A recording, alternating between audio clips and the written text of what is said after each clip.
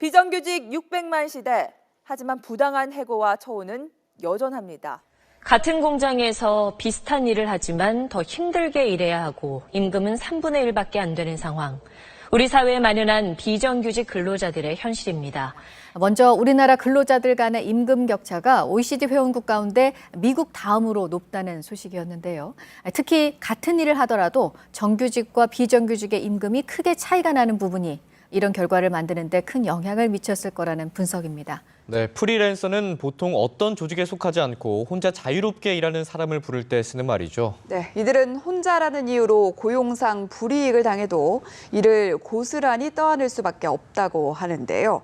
같은 공장에서 일을 함께 하는데 정규직은 좋은 대접받고 하청업체 직원은 찬밥 대접을 받는 경우가 아직도 꽤 됩니다.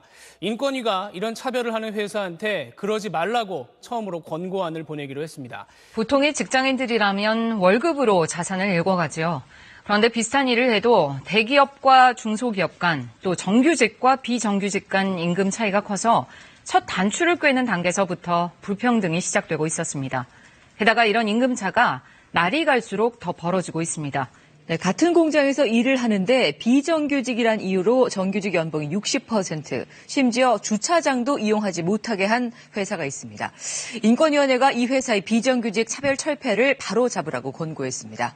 공공기관의 각종 비정규직 차별 사례들이 적발됐습니다. 업무와 관련이 있어야만 유급으로 병가를 낼 수가 있었고 한 달 이상 병가를 냈다 직장을 잃은 경우도 있었습니다. 마스크 지급을 놓고 직장 내 차별이 불거지기도 했습니다. 하루에도 수백 명을 만나는 택배 노동자들과 관련한 건데 우체국에서 정규직인 집배원들에게는 마스크를 우선 제공하고 위탁 계약을 맺은 택배 노동자들에겐 이제서야 마스크를 지급하고 있는 겁니다.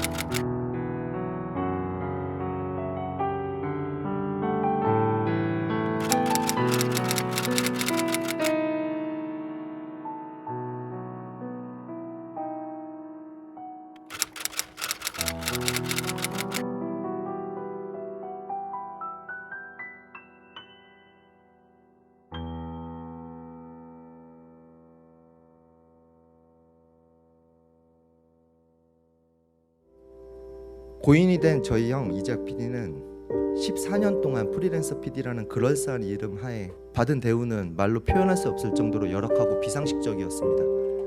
다시는 저희 형 같은 피해가 없도록 이 사항에 대해서 많은 관심과 응원을 제발 부탁드립니다.